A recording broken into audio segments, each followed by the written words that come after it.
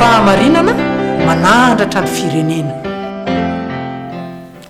Ry ava-malala ao amin'ny tompo dia mbola mampitomboina ao aminareo mandrakariva ny fahasoavana mampiadanana avy amin'Andriamanitra ray sy Jesosy Kristy tompo ary ny firaisana amin'ny fanahy masina. Amen. Hivavaka isika. Ry Andriamanitra rainay tsara indrindra. Midera sy misaotra anao izahay tompo noho ny amin'ny tombonandro mpahavelomana ka dia mbola afaka indray handinika ny teninao ary dia hizara izany. Ka dia matoky izay ry tompo fa ny fanahinao masina hatrany no ametraka izany teny zany eo ambavany mpanomponao ary hanokatra ihany koa ny fon'ny olona miombana amin'izao fandaharana izao. Ka dia ny dera sy ny laza ny voninahitra izay fanao hatramin'ny taloha dia ho anao mandrakizay amin'ny anaran'i Jesosy Kristy tompo no ivavahanay. Amen.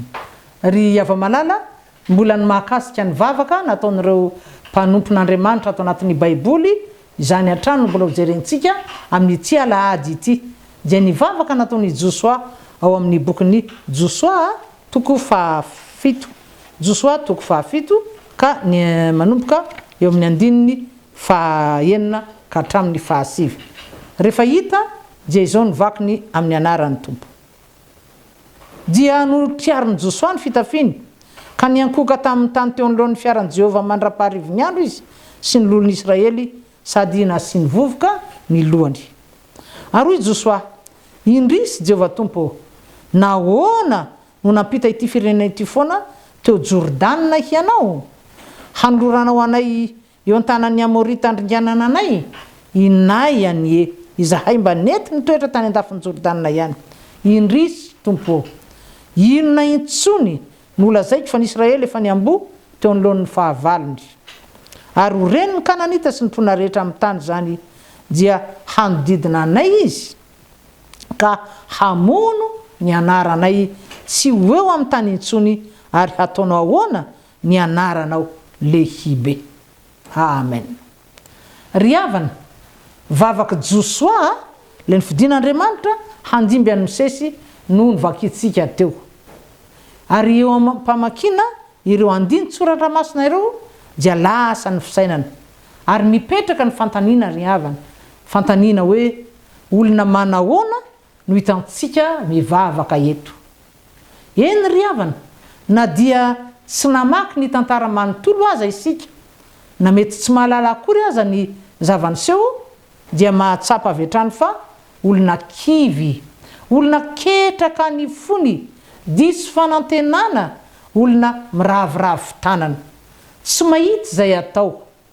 Olona tahaka izany no mivavaka eto, hanika tahaka ny hoe Andriamanitra indray no omeny tsiny. Kanefa koa amin'ny maha-olombelona no famandran'i Josoa izay mpanompo, taditsika fa izy moa no tendren'Andriamanitra ho mpitarika ny vahoakany rehefa maty Mosesy, dia azo ambara fa ity vavaka Josoa ity dia mampahatsiaro fa misy dia misy tokoa ny olana mianjady amin'ireo tompon'andraikitra voalohany, izany hoe zava-pitranga, zavatra mateti-piseho ihany eo amin'ny fiainan'ny olona tompon'andraikitra izao hitantsika izao. Toe-po sy toe-panahin'ny olona, tena olon'Andriamanitra, mpanompo nofidian'Andriamanitra hitarika ny vahoakany, araka ny nambarantsika teo hoe notendren'i Jehovah Andriamanitra izy handimby an'i Mosesy ilay mpaminan'ny Jehovah izay voasazy hanika tsy tafiditra ny tany Kanana. Eto amin'ity teksta ity dia mpitarika mivavaka no ny adi-panahitra eny no hitantsika. Ny tompon'andraikitra voalohany ry havana manoloana ny olana lehibe iray, manoloana ny zavatra izay tsy mandeha, na dia mety tsy izy aza no loharano niporan'ny olana rehefa tena mahatsiaro ilay olona, fa izy tokoa no tompon'andraikitra voalohany. Izy no lehibe ohatra eo amin'ny fitantanana anankiray, ao anatina fikambanana iray, ao anatin'ny fiangonana asa, ao anatina ministera, eo anivon'ny fanjakana, ao anatina orinasa na toeram-pampianarana ihany koa, eo anivon'ny sekoly, fokotany, toeram-piasana samihafa sy ny sisa, dia tsy maintsy izy lay tompon'andraikitra voalohany, tsy maintsy izy no mitady vahaolana ary tsy hoe mitady ny vahaolana fotsiny fa efa tsy maintsy ampoiziny fa hianjera amin'ny mandrakariva hitambesatra eo antsorony ny olana eny ny tsiny mihitsy azy eny ry havana lay olona no tsy maintsy hianjerany rihitra araka ny fiteny mahazatra antsika noho izany alohan'ny hanekeny ny asa eo amin'ilay toerana na inona zany andraikitra dia tsy maintsy fantany fa rehefa misy tsy tomombana dia izy no tsy maintsy ho hitan'ny olona izy no tsy maintsy hiantefan'ny tsiny mety ihany koa alahelo na mety ho fadisompanantenana noho izany dia izy no tsy maintsy mijery mitady ny fomba mahomby izay amahana izany olana izany ary tsy misy hafa amin'izany no hitantsika eny tamin'ny andro misesy ihany koa raha mbola misesy no nitarika ny zanak'Israely isaky ny misy zavatra na lehibe zany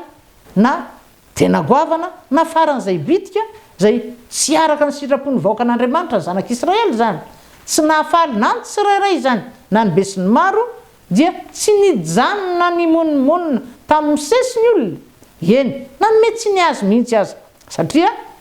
misesy osika no voatendrin'Andriamanitra hitarika azy ireo ary eto dia marina avy hatrany fa izany no antony tsy maintsy hananan'ilay olona lay mpitarika lay tompon'andraikitra voalohany tsy maintsy hananany inona ho isika fifandraisana matotra amin'Andriamanitra Andriamanitra ray sy zanaka ary fanahy masina Andriamanitra ray ny Abrahama sy Isaka ary Jakoba Andriamanitra ny Baiboly ray ny Jesosy Kristy tsy maintsy hananany fiainam-bavaka matanjaka tsy maintsy manao izy zay ahavoky azy tsara amin'ny tenin'Andriamanitra ahafany maninona mijoro tsara tsy tolefika mba tsy haketraka ny vahoaka izay tarindry ary eto amin'izao tantara izao ry havana raha ny marina moa dia ny vahoaka ihany koa araka ny voalaza eto zany hoe tsy nivakitsika teo moa fa eo amin'ny 15 tapany farany dia zao ny voasoratra amin'ny anaran'ny tompo hoe dia ketraka ny fony vahoaka ka tonga tahaka ny rano fa inona loatra ry havana no niteraka ny fahakiviana tao am-pony vahoaka sy tao am-pony Josoa mpitarika zavatra telo na tonga ny Josoa ho kivy voalohany ny fitsimbadian'ny zava-nisy izay somary tampoka ihany ho azy Josoa izany eny ry havana vao avy nandresy ny fahavalo ny zanak'Israely vao teno nandresy afaka nandrodana soamantsara ninona ny mandany Jeriko ary tena fahagagana no nitranga talohan'izay aza moa dia nanao tatitra tamin'ny Josoa ny mpisafitany rola zany fa nisy vehivavy tsy iza moa tadidinao fa Rahabajanga ary vehivavy izay afaka nanampy azy ireo mpisafitany ireo zany ka nahavitany soamantsara ny fisafona ny tany zany hoe nanampy azy roa lahy osika ka vitany antsakany sy andavany ny iraka nampanaovina azy ary talohan'izany koa dia mbola fahagagana ihany no niainandreo zanak'Israely ireo satria afaka nandia tany maina izy rehefa nitany io ny Jordana izay nampatsiary moa ny fitana ihany koa ny ranomasina mena zany hoe tsy nisy zavatra izay nanano sarotra mihitsy ary ny faharoa fitsimbadiana izay tena tampoka ho isika mitondra ny fahadisompanantenana tsy nampoizina ilay fitsimbadiana hanika mety nampanontany tena ny Josoa hoe mbola teo ihany ve mbola nitoetra ve ny fomba an'Andriamanitra ny vahoakany eny ny fomba an'Andriamanitra azy Josoa ihany koa izy Josoa araka ireo teny maro izay miverina matetika moa ry havana ato amin'ny ty bokyny Josoa ao amin'ny toko voalohany ao satria rehefa nanendry any Josoa Jehovah'Andriamanitra ho mpitarika indray taorian'ny nahafatesany Mosesy dia ao amin'ny toko voalohany andininy maro ohatra hitantsika eo amin'ny 15 zao nivakiny amin'ny anaran'ny tompo hoe eo amin'ny 15 azy tsisy olona hajanona eo anoloanao amin'ny andro rehetra iainanao tahaka ny nombako an'ny Mosesy nombako anao koa tsy andao anao na afoy anao 15 mahereza sy mahatanjah fa ianao no hampandova ity firenena ity ny tany izay nianianako tamin'ny razany homena azy 17 mbola miverina ihany lay teny koa mahereza sy mahatanjah tsara ianao hitandremanao araka ny lalàna rehetra sy ny sisa sy ny sisa verimberina matetika io ka fantaniany Josoa zany hoe mbola nitana ny teny fikasana ve Jehova Andriamanitra sasanatria efa nanatsoka ny teny fikasana satria na sanatria nanenina hanika nivadika tamin'ny teny fanomezany tokony nataony ary ny antony fahatelo dia ny tsy fahafantarany Josoa mihitsy ny zavanitranga moa zay tena nampirehitra ny fahatezeran'Andriamanitra ka nahatonga azy tsy niaro ny zanak'Israely ary namela azy ireo ho resy ny fahavalo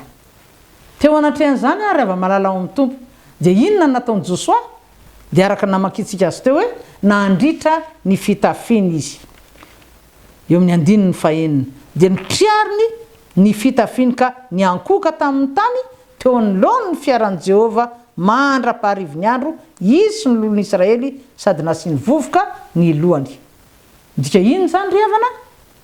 midika izany fa nibebaka Josoa triary ny fitafiny niankoka tamin'ny tany io no nataony Josoa ry havana zay fomba mampanao mo mariky ny fisaonana fa ihany koa fifonana sy fibebahana teo amin'ny fivavahana sy ny fiarahamonina jiosy mpanompon'Andriamanitra samy hafa ihany koa no hitantsika fa nanao izany fietsika izany tahaka izao nataony Josoa zao ihany rehefa nahatsiaro sy nahatsapa fa nisy zavatra natao izay tsy araka ny sitrapon'Andriamanitra nampirehitra ny fahatezeran'i Jehova ary dia nanosika azy ireo hifona teo mason'Andriamanitra eny nifona teo anatrehany Jehova Andriamanitra tahaka ireo mpanompon'Andriamanitra maro ihany koa ao amin'ny testameta taloha toandry Davida sy ny maro hafa nandrovitra ny fitafiny ary niosiny lavenina mitsorany lavenina ozy izy ny nasiany vovoka ny lohany vovoka moa eto zany fietsika ivelany ihany moa ry havana zay hoentina maneho ampahabe mazy fa misy nenina nateraky ny fahadisoana nateraky ny fantikana ny lalàn'Andriamanitra nateraky ninona ihany koa ny antsoantso nataon'ny mpaminan'ny Jehova kanefa sy ny fietsika ivelany no ankasitrahan'Andriamanitra Andriamanitra zay mandinika ny fosiny vo zay mahafantatra ny ao am-potsy miloaka ary fantatra Andriamanitra fa misy tokoa fietsika ivelany tahaka zany zay maneho fiatsaram-bela tsy fotsiny ihany fa tsy tena vokatry ny fo hanika ohatra hitantsika ao amin'ny bokin'ny Joël mpaminany ao amin'ny Joël mpaminany toko faharoa eo amin'ny 9:17 dia hitantsika ohatra anankiray fotsiny zao teny zao amin'ny anaran'ny tompo manao hoe ary ny fonareo no triatriaro fa aza ny fitafinareo ary miverena amin'ny Jehova Andriamanitrareo ary raha miverina isika ry hava-malala mandinika ny vavaka fonana nataony Josoa dia mahita fa teo anoloan'ny fiaran'i Jehova izy no niankoka ary tsy izy rery ihany isika fa niaraka tamin'ny olon'ny Israely niaraka tamin'ireo olona zay teny manambara fa Josoa zany dia tsy miasa irery tsy manompo irery fa miaraka amin'ny mpanompo maro hafa azo dika koa hoe fiarana zany hoe tsy nanavatena Josoa tsy miolon'olona samy rery tsy mihevitra ny tenany ho ambony koa noho ny reto olona namany reto na dia izy aza no vatendrin'Andriamanitra handimby anosesy izany hoe nomen'Andriamanitra toeram-boninahitra nge eny ry havana toetra nampitarika mahafinaritra ary tsara lainy tahaka izany ny mpitarika mantsy matetika dia alaim-panahy hametraka ny tenany ho ambony noho ny hafa ompibaiko ho mpanome baiko fotsiny ihany fa tsy toy izany ao amin'Andriamanitra zay teo ho tompo dia mpanompo ny be sy ny maro ary Jesosy Kristy moa dia nampianatra tsara mihitsy namolavola tsara ny toetsain'ny mpianany makasika ny amin'izany hoe mpanompo maniry ho tena lehibe ao amin'izany sehampanompoana izany ary dia mba ho jerentsika kely nge vetivety ny amin'izay ao amin'ny bokin'ny Matthieu ohatra filazantsara ny soratan'ny Matthieu toko faharoapolo eo amin'ny andininy faharoapolo moa no misy an'izay fa novakitsika dia manompoka eo amin'ny fahavalo amby roapolo Matthieu toko faharoapolo manompoka amin'ny andininy fahenina amby roapolo fa tsy mba ho toy izany aminareo fa zay te ho lehibe aminareo dia ho mpanompo anareo ary zay te ho ambony indrindra aminareo dia ho mpanomponareo fa tahaka zany ny zanak'olona tsy tonga mba ho tompoina fa mba hanompo ka hanolotra ny ainy ho afitra isolony maro. Fa nanambara ihany koa Jesosy Kristy hoe fantatrareo izy fa ny andrina ny jentilisa mampanompo azy tokoa ary ny lehibeny manapaka azy fatratra. Zany hoe samy hafa zany, na ianao mpanompon'Andriamanitra na ianao mbola jentilisa.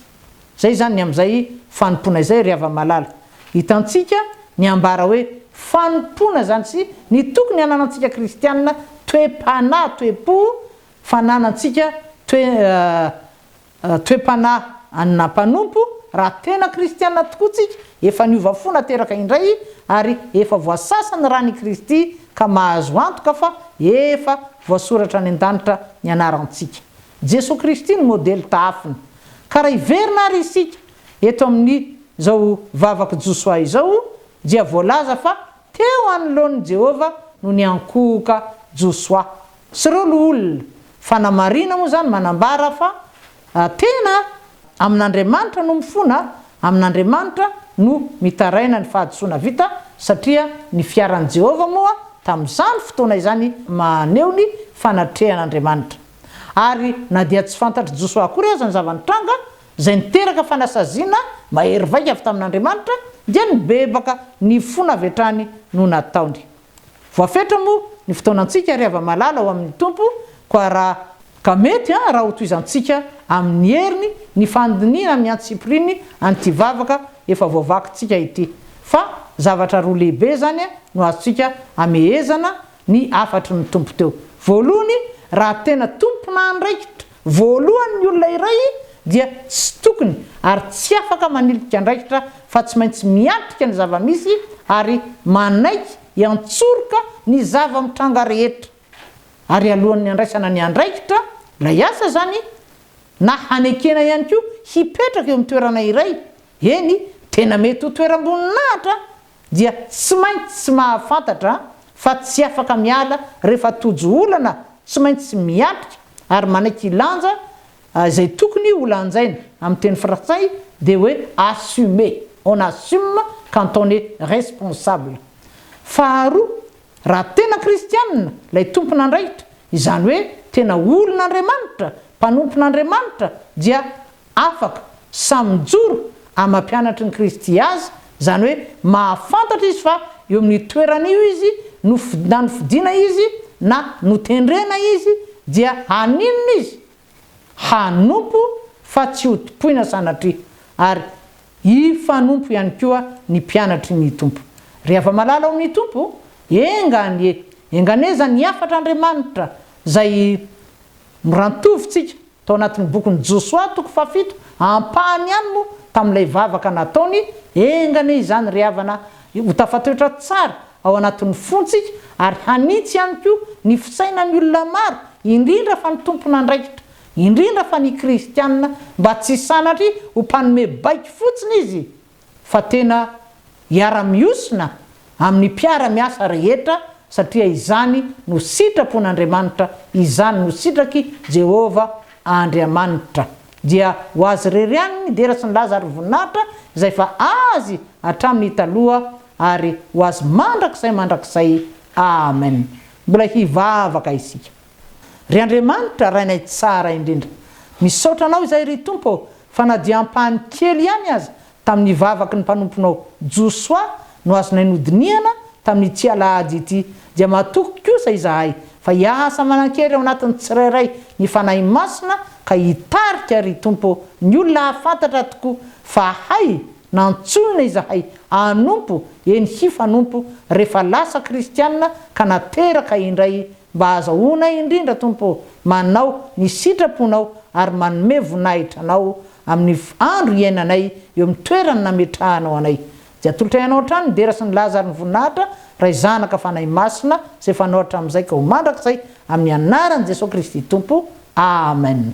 Dia izay ihany koa ry hava-malala no manapitra ny fandaharantsika koa dia amin'ny heriny indray raha sitrapon'Andriamanitra no toizana ny fandiniana izao vavaka nataon'ny Josoa izao. Dia manao velomanao ho tahin'ny tompo indrindra. Veloma tompoko. Fahamarinana manandratra ny firenena.